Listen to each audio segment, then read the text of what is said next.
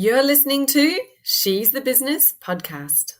Did you realize that most of us have never been taught how to give really impactful, engaging, and memorable presentations?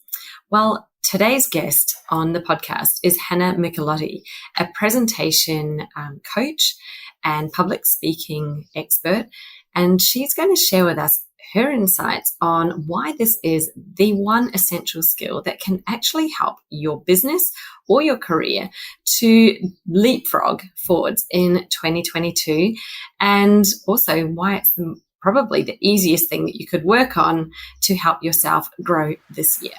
Stay tuned.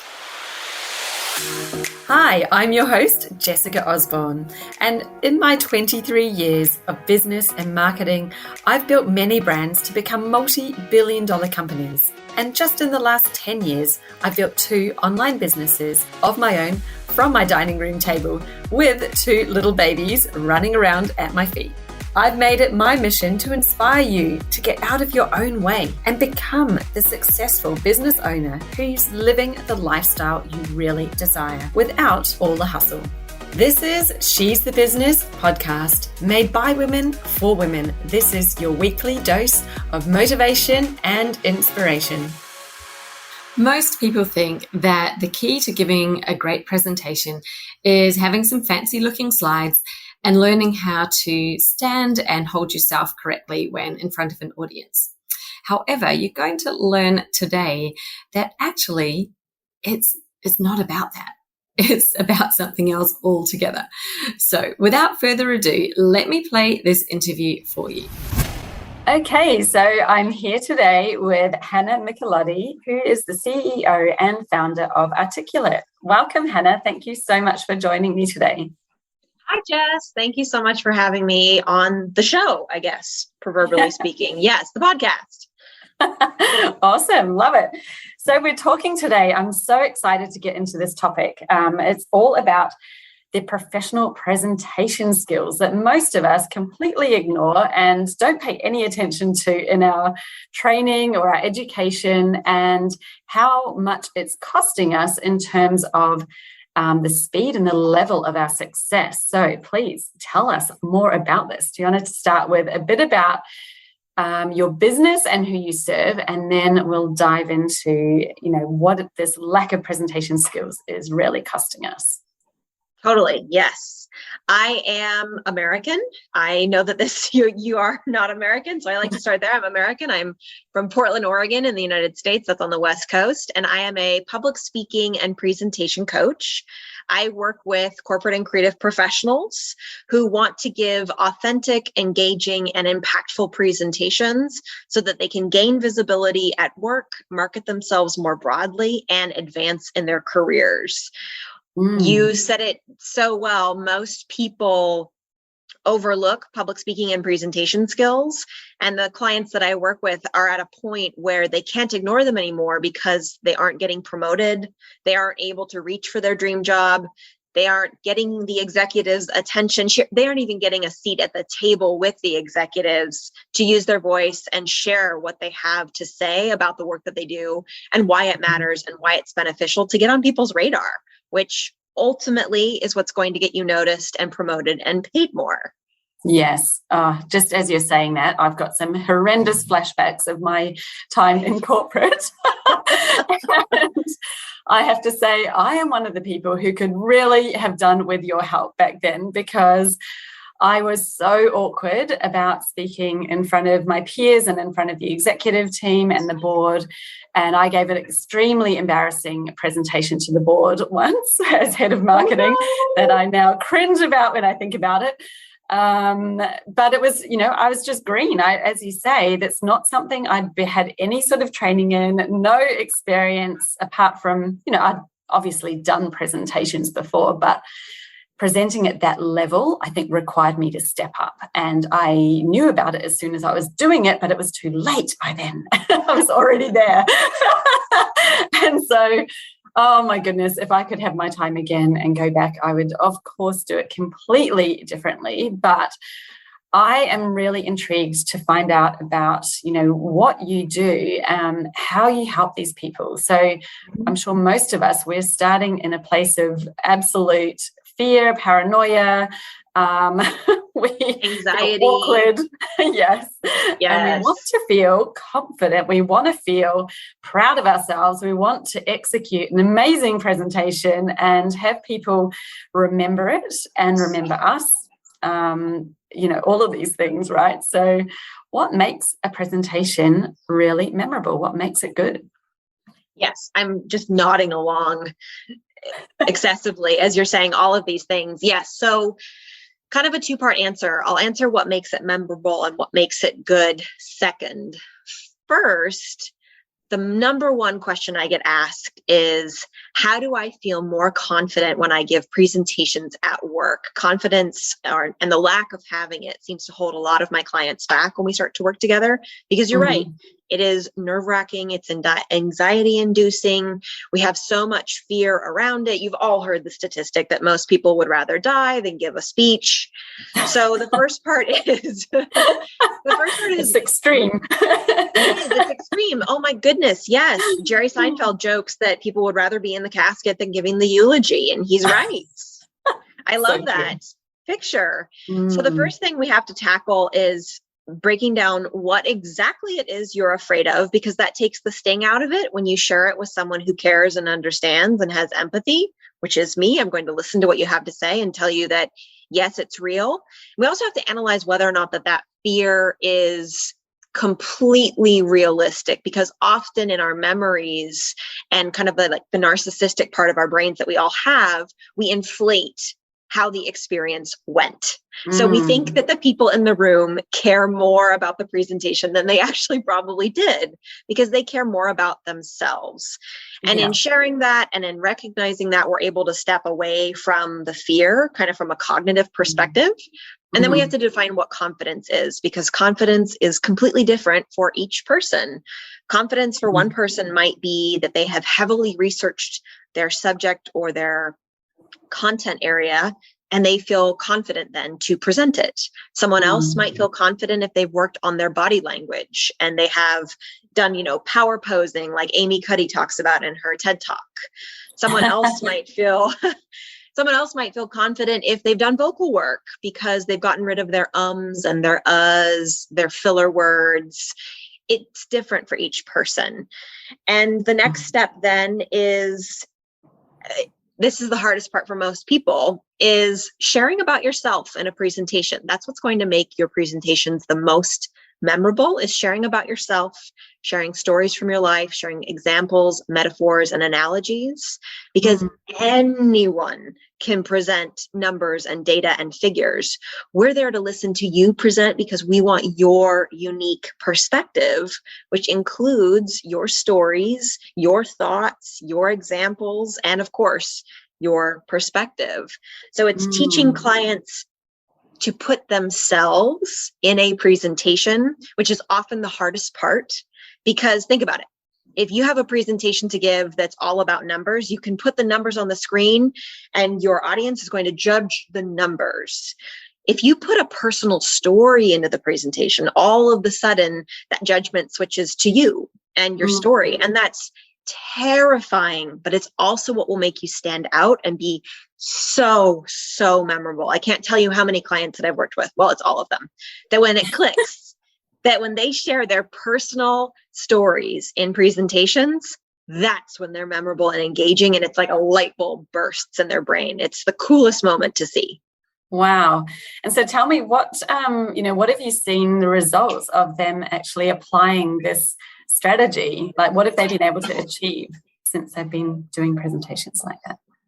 Today alone, I was in a meeting and one of my old clients was messaging me. I was getting all the messages coming in on my watch, and she just finished up a podcast. She had declined podcasts. She declined interviews that were in person or virtual for years because she had a horrible public speaking experience. And now, after working with me, she actually has her dream job. She is the vice president now of marketing for a company. Wow. She just jumped. She made the jump a month or two ago, I think. She just finished a podcast. She accepted an in-person speaking event for a major corporation. They invited her out to speak, and she, of course, wowed. Wow. The possibilities are endless, but ultimately my clients get promoted. My clients say yes to speaking opportunities like podcasts and interviews so that they can promote themselves and market themselves effectively so that they can get more business and more recognition so that they can advance further in their careers. She is just one example. She is my shining star. I love hearing from her, and she texted me today. So I love she's that. top of mind. She's front of mind. Yeah. Oh, that is so incredible. And I guess the flip side of that, so if people are in a place where then they haven't worked on them, what is the consequence of them not progressing and not developing these skills? Yeah. So as someone that experienced this personally in one of my really early jobs in corporate America, I can tell you firsthand and from the people that I've worked with that you stagnate. So I want you to imagine if a year from now, you're in the same position, you didn't get that promotion, you didn't get the pay raise at the end of the year, your boss said, oh yeah, you've done satisfactory work, when you know that you have done extraordinary work, but you just don't have the skills to speak about it in front of an audience in a way that's compelling and engaging and entices them. When you're able to do that, you can advance, you can grow, you can seek out really any opportunity you'd like. But if you don't, you stagnate.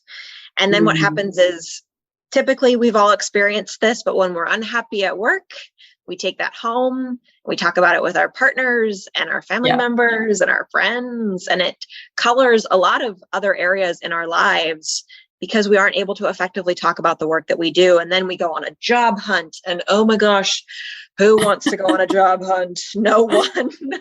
No. Wow. It's a huge cost, isn't it? It's huge. Yeah. Mm. And it spreads everywhere. It doesn't just stop at work. It spreads to your home life. It spreads to your personal life. Yeah, it's a big deal.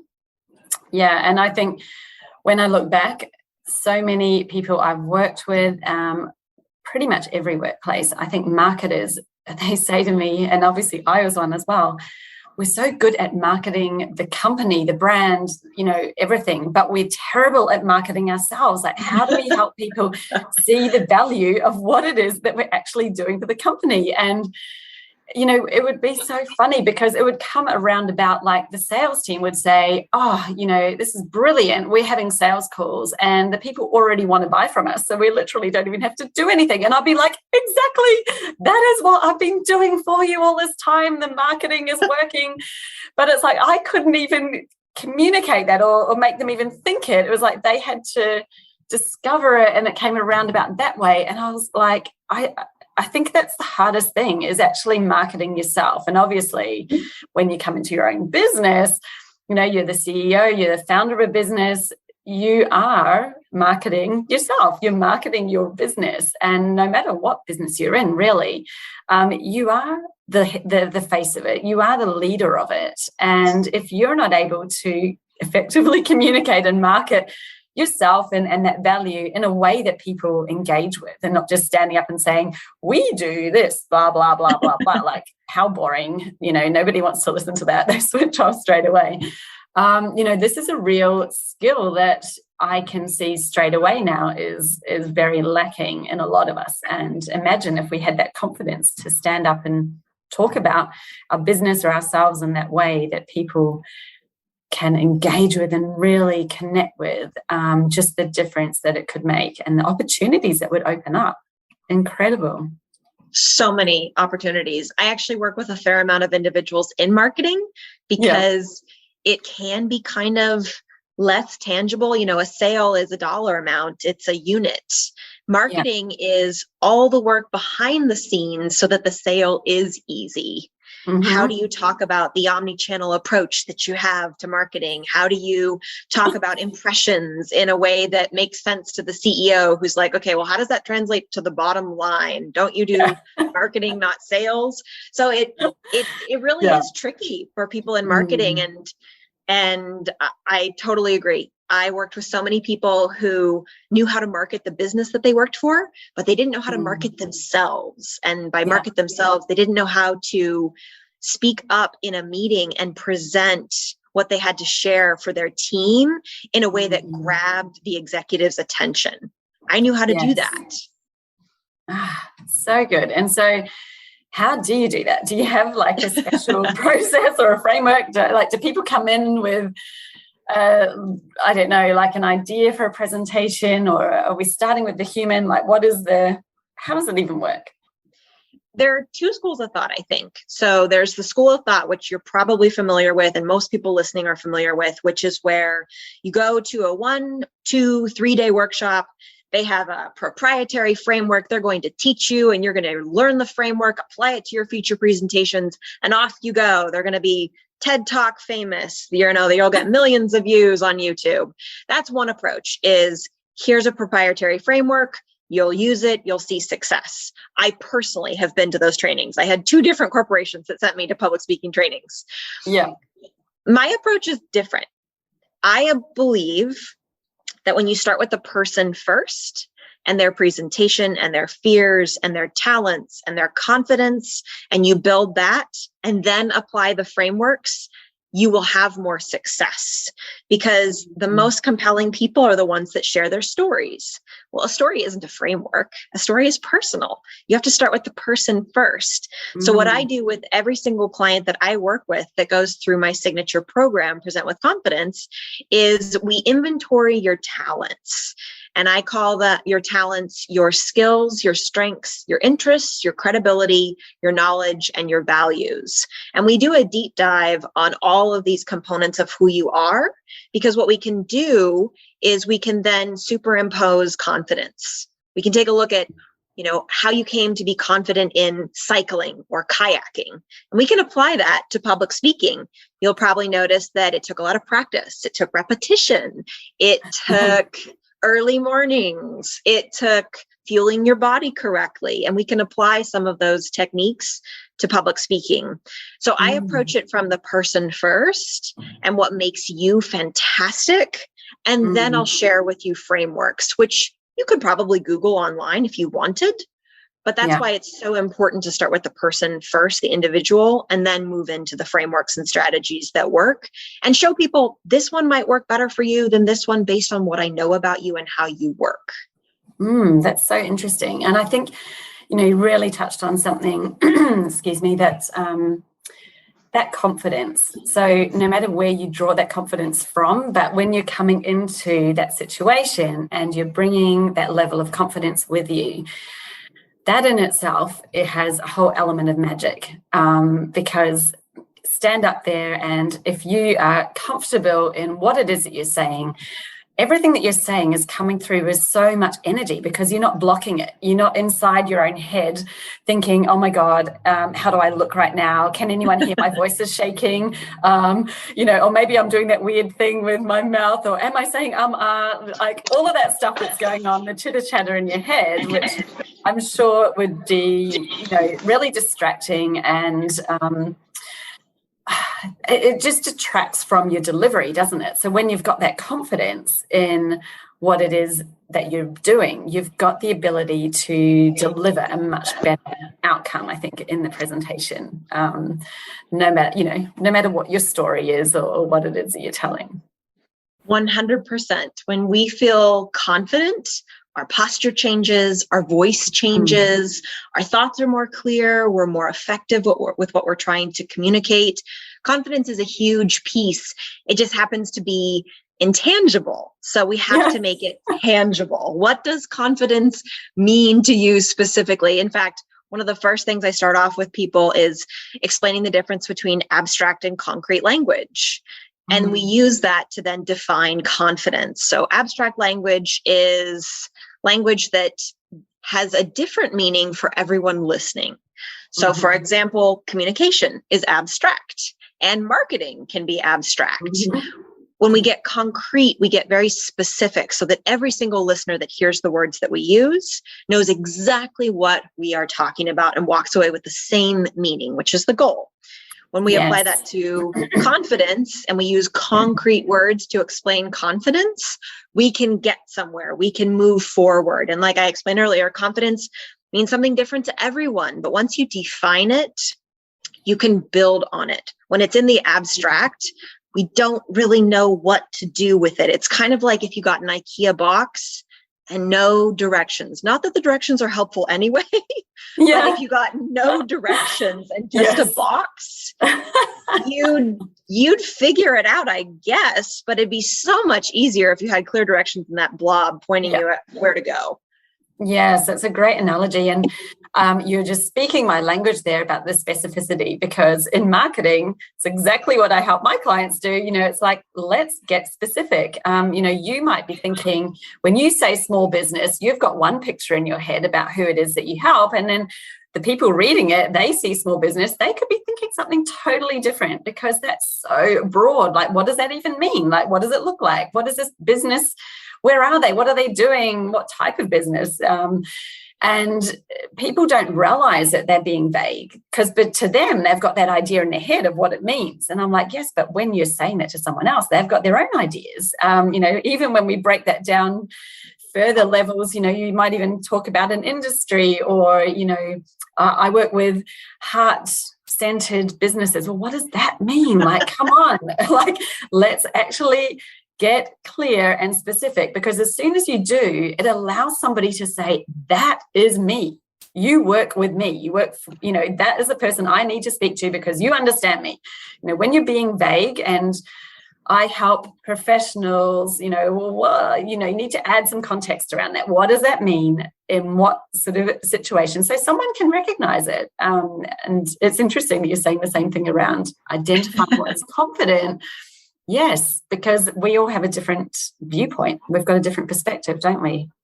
Oh, totally. You were saying the exact same thing. One of my examples I give all the time in presentations when I'm asked to speak at companies is back when we used to have networking events in person and I would meet people. One of my examples of the people that I'd meet that I really wanted to help was a realtor.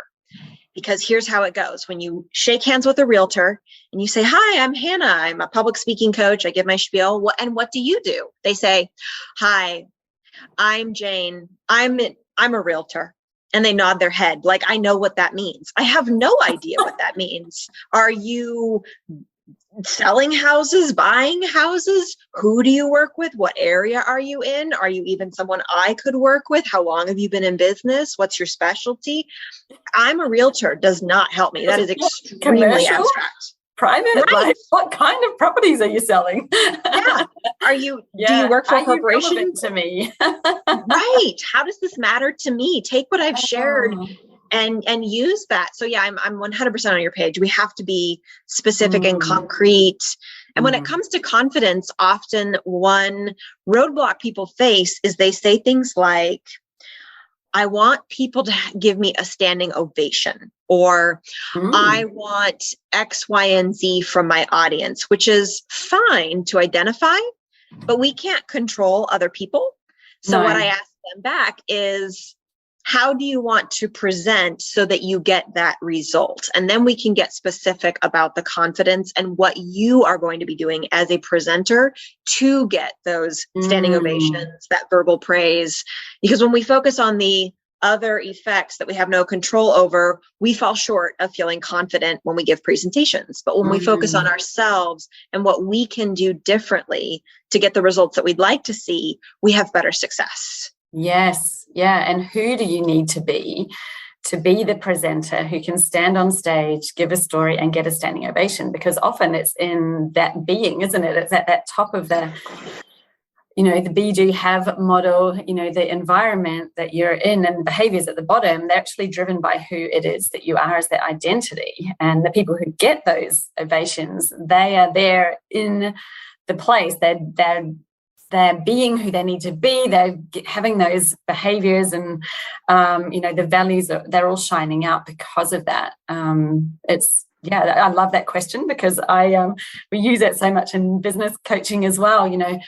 Well, who do you need to be to have that business? that you desire? And are you acting in that way now, or are you playing a different game? What is the game that you need to be playing if you're going to be the business owner that has if you want a 7-figure business, well, you might not be there yet, that's okay, but what do you think that person would be doing, like when you're in that future you? It's a very powerful question, I find, because it gets you to kind of get out of that place where you are now and think about, all right, well, okay, who do I have to be? Who do I have to show up as? Because that person's inside somewhere. It's just about helping them come out. I had one of my clients, she gave a presentation, and there were plenty of people in the audience who'd seen her give prior presentations, very few, because she'd shied away from them.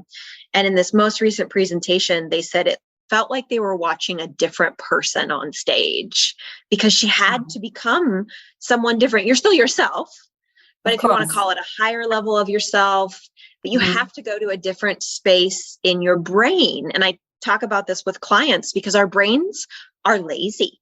They want to follow the same neural pathways and do the same things because that's easy, and that's how we form habits. But to be someone different, to be someone who is a 7-figure business owner, or to be someone who is a confident presenter, or someone who speaks to thousands of people and is memorable and motivating, you do have to create new pathways in your brain, because then the neurons fire together in those new pathways. But right now they're on their own highways and they take the same road home, and that's comfortable. But what we're asking you to do is challenging and moving outside of your comfort zone, and you will see the success and results. You just might have to thrash through it a little bit because the creative process is messy. Yeah.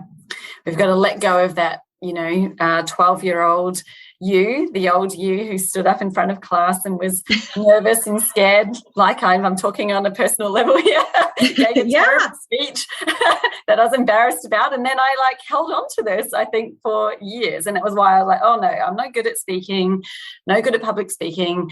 And I'd shy away from it because I was still holding on to this, one time when I was at school and, I embarrassed myself, or I thought I did. I don't think anyone else did.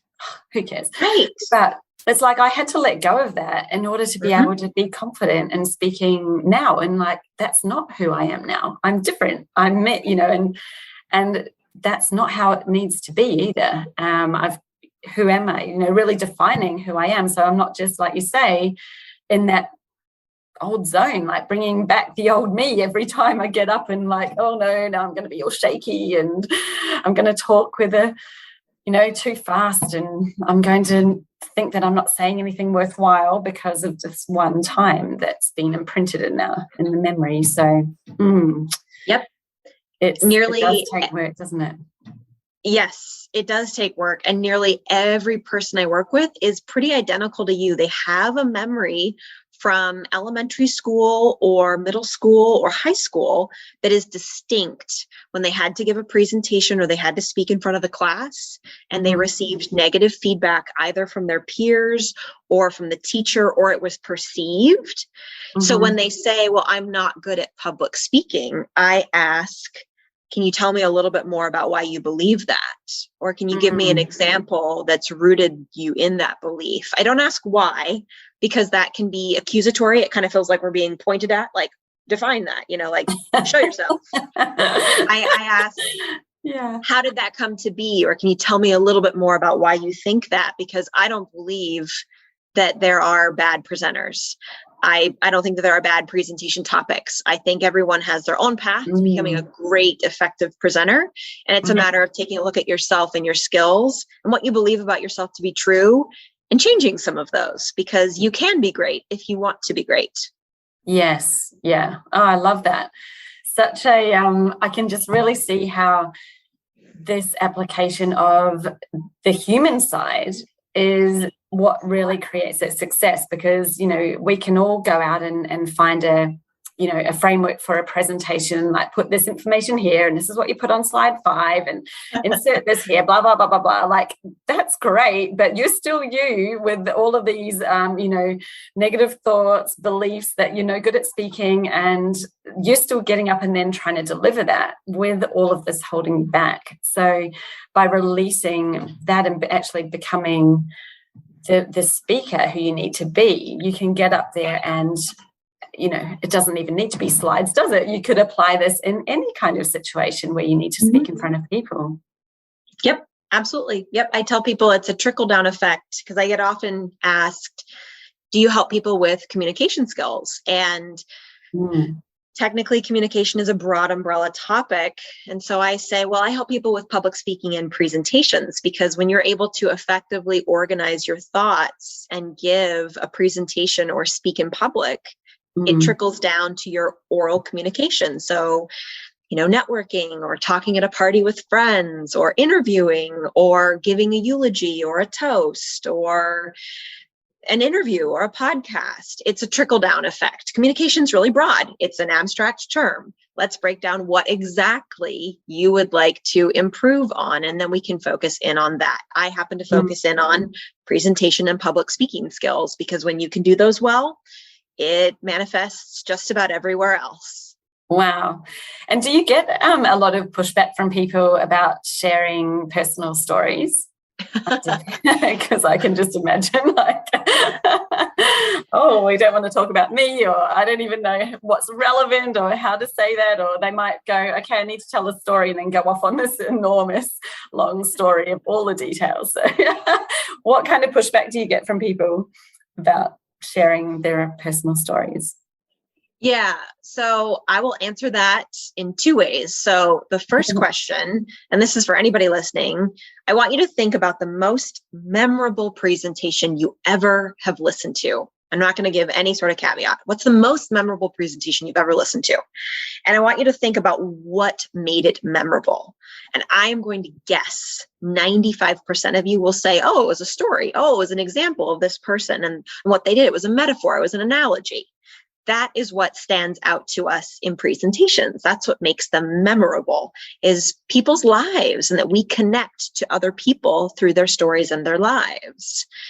So as far as pushback is concerned, I do get some, because when I say, well, we need to share stories in presentations, people assume that that means the big bad scaries, like, oh gosh, like talking about a divorce or talking about someone who was very sick or someone who died. No. You don't have to share the darkest, deepest, hardest parts of your life. You want to share the pieces that are going to connect with an audience, that resonate. So not every story that you have needs to go in a presentation, and there's a time and a place for the right kinds of stories. So we actually put together a story bank, so that people get an idea of what stories I'm talking about. For example, I start a lot of my presentations for corporations with the line of, when I was 24 years old, I sold the sexiest product on the planet for a bank. And everyone's like, that doesn't make sense, because sexy and bank don't go together. And I break that down further. I say, I sold health savings accounts for a bank, and I made them sexy. And I get some giggles and some chuckles, but that's a story from my life that I'm putting on display in a presentation, because I know most listeners have had a job in the past that they didn't necessarily love, but they turned it around. They turned it on its head so that they could have success. And if they didn't, they knew someone that did. And that creates an instant connection.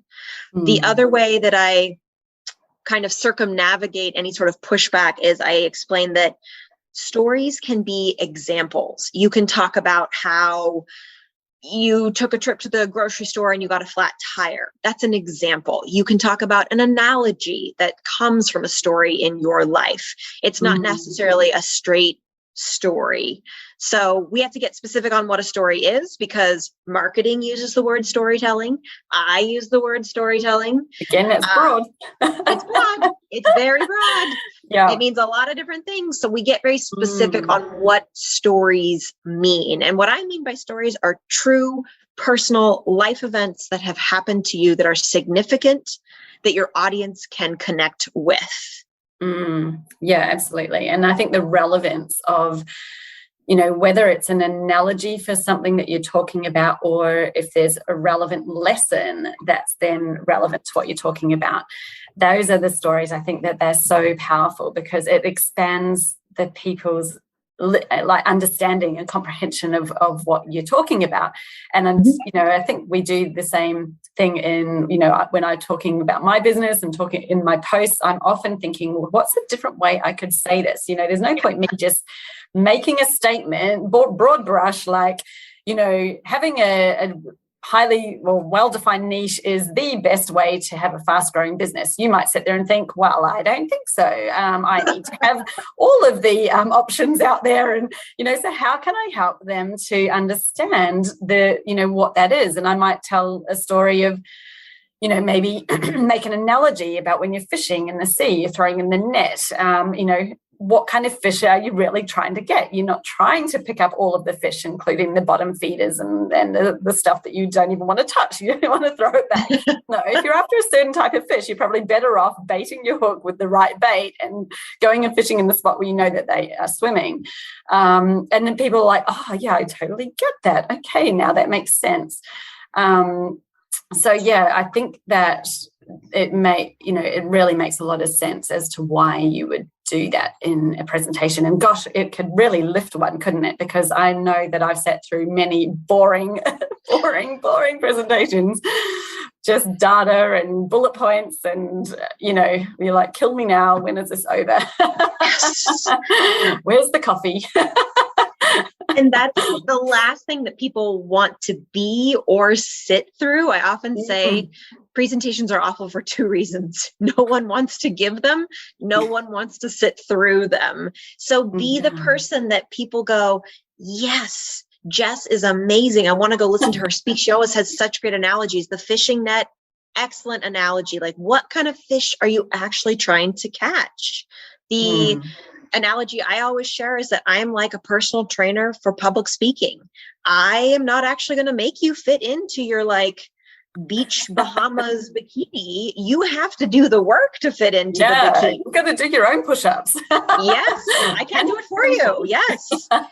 And common examples that I give clients to use in their presentations are things like building a house. It requires a foundation and a blueprint. Does that connect with the work that you're doing? Or driving a car. My husband he's a software engineer, and he was just kind of chatting with me about his work the other night. And he said, yeah, I have to give a presentation. And I was listening to him and I said, well, why don't you talk about how you're not trying to build Toyota Corollas, you're trying to build the Teslas of the world. And he was like, oh, and he used that. To this day, it has been 9 months. He still has coworkers that are like, well, we're trying to build the Teslas, aren't we? Yes, and he was like, yep, get it. Yeah. They get it, and it stuck with them. He's like, man, that Tesla example, so thankful. I was like, I really hope you credited me, your wife, your loving wife. So I know. And that's the thing, is that the story doesn't have to be long. When we talk stories, I think people think, oh God, I'm going to bore them to tears with this story. It can be very, very short. And the short is, as long as it gets the point across, be as short as it needs to be. It's just helping to cement that point, or that thing that you want to impart, that a bit of information, that awareness, or the concept. It cements it in their head with something that they can actually remember. Because no one remembers theory. Well, and that's one of the reasons that I am not a proponent of those 1, 2, and 3 day public speaking or presentation skills workshops, because we scientifically, statistically know that within 24 hours of listening to a presentation, the average person will forget 50% of the content or more. And within a single week, the average person will forget 90% of the information. So a week out, you only remember maybe 10% of the presentation that someone gave last week. You want that to be memorable, and a story makes that memorable. Yes. Yeah, that's incredible. And so you work with people over, was it 8 weeks that you said? So I've actually expanded it. It's now 10 weeks. 10 weeks. Wow. 10 weeks. Because we know all the facts about building a habit. It takes 30 to 40 days to form a new habit. We know that with practice and repetition, we improve our skill sets. So I work with people over a 10-week period for them to see success and wins, because I know from personally attending and from the science that by going to a 2 and 3 day workshop, you're not necessarily going to see success and results in your presentations because you've just been drinking out of a fire hose. You've gotten all this information and then you have to actually go apply it. And most of us don't apply it unless there is something that we have to apply it for. So let's say we go back to see that trainer. We've got to show that we used the framework and here were the results of using the framework in our presentation. I'm that person that you have to show back up to every week and say, I did the exercises, Hannah. I filmed the video. Here's what I'm learning. Here's what I'm seeing. Here's the impact. And I'm going to be that person on the screen that's going to hold you accountable and say, okay, great. What's working? What's not? Let's work through it. Yeah, totally. And I think that we lift our own devices. We don't know our own blind spots. And there'll be those things that we have an aversion to for whatever reason, like, they're part of what we've been trying to avoid for years and years. And, when they're not addressed and someone else usually needs to help you discover them. But when they're sitting there not addressed, you're not probably going to be executing that person's framework in the way that they intended. And so you're going to then go, oh, that didn't work. I definitely am no good at public speaking now because now I've got further proof of the story I've been telling myself since I was 7 years old that I'm no good at public speaking. And I'm just, it's not for me. So I'm going to have to think of something else, right? That must be what happens to 90% of people who go through those. Oh, easily. Or, you've got plenty of people that have been forced to be there. So I work with clients because they have come to me. They want to learn. They want to improve. A public speaking workshop that's being hosted for a corporation means you have a large percentage of individuals who have been dragged there, which is not the headspace or attitude that you want to be working with. No. So they're definitely not going to be prone to want to use the strategies of the frameworks, regardless of how great those frameworks and strategies are. So I work with people who have come to me and said, hey, this is really scary. And it's really vulnerable for people to say, I need help with public speaking because it is a scary and vulnerable thing to do. And they've come to me and they've said, hi, can you please help in sometimes a soft voice? And I say, yeah, I'd love to. Yeah. Oh, that's lovely. So how can people find out a bit more about Present with Confidence? Yes. So specifically, I am due to refresh a little bit of the copy because I've updated some of the weeks. I've added a storytelling week, actually, and I've beefed up the impromptu speaking week. Impromptu speaking is when you're asked to speak suddenly off the cuff. It's when you're in a meeting and an executive or a manager says, and Anne, what do you think? Ooh, yikes. And all of a sudden you have to speak and you have to speak well. Yes. So that's impromptu speaking. So yes, you can find out more about the program through my website, and that is www.articulatewithhannah.com. I couldn't get articulate alone as the domain name. So all of my handles are Articulate with Hannah. That's also my Instagram handle. And I have a YouTube channel, and that's under my full name of Hannah Michelotti, Michelotti. Excellent. Well, I'll link all of those up in the show notes for everybody. So if you want to jump through and connect with Hannah, connect with her, she actually just mentioned her YouTube channel, and I think that would be absolute gold to go and have a look at some of her own presentations that she's videoed and see, it all in action. So please reach out and connect with Hannah. And you can grab her website links from the show notes as well. But thank you so much. This has been the most fantastic conversation. I love it. I really think, I've certainly come away with some new insights and some new motivation to up my own speaking game. I know it's something that I've definitely struggled with in the past as well. So thank you so much for sharing that with us, Hannah. Thank you so much for having me. And it was really cool to see how many similarities we have in the work that we do and helping people to see exactly what they're capable of, or we help them to see what they're capable of. I think that's one of the most rewarding things. And then to see it come to life is pretty fantastic. So thank you again for having me. Yes, it is so good, isn't it? You just get that amazing warm buzz, when you see the results and you see what people are finally able to do, that they they could do all along deep down, but were just holding themselves back and maybe didn't have the blinkers in the right direction. I like that. Oh, perfect. Thank you, Hannah, and we'll talk soon. Thank you. Thanks. Do you know what the number one challenge reported by the women joining my Facebook community, My Tribe, said that they were struggling with their marketing in 2021, and in fact, even in 2020 as well? And that was exactly how they should reach their ideal client. How do they even get in front of them in order to build their audience in the first place? That was it. And it wasn't a pick and mix. I didn't give them that answer. It was a free text question. So they could write in there anything they wanted at all. And the number of times that I saw somebody say, how to create awareness, how to get in front of my ideal client and build my audience.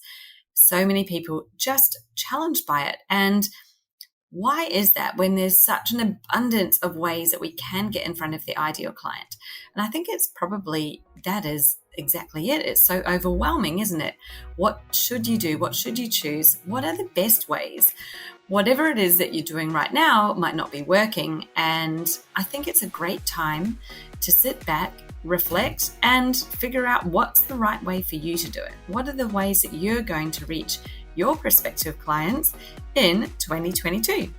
So if that sounds like you, if that might have been what you wrote down in the questions on what is your biggest challenge with your marketing currently, then you're going to absolutely love the new freebie that I've just put together for you.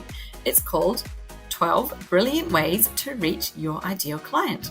And in it, I share with you the 12, in my view, 12 top ways that you could use in your marketing plan this year to reach a bigger, broader audience in order to attract those ideal clients in to your inner circle, into your, really well-defined audience and become real leads for you. So if you'd like to get your hands on this brand new freebie, then all you need to do is go to jessicaosborne.com/12 ways. So it's 12 ways. Very easy. You can download it there, and this is a little bit of great resource for your planning, for the planning of the new year. See what you're going to change up. What is it that you maybe haven't been doing that you could be doing? And what are those things that you've been doing and they're not very effective, and maybe you're going to drop them out of your plan this year? So please head over, grab the freebie. If you want the link, that it's in the show notes, and let's get you moving on up, having more success with your marketing in 2022.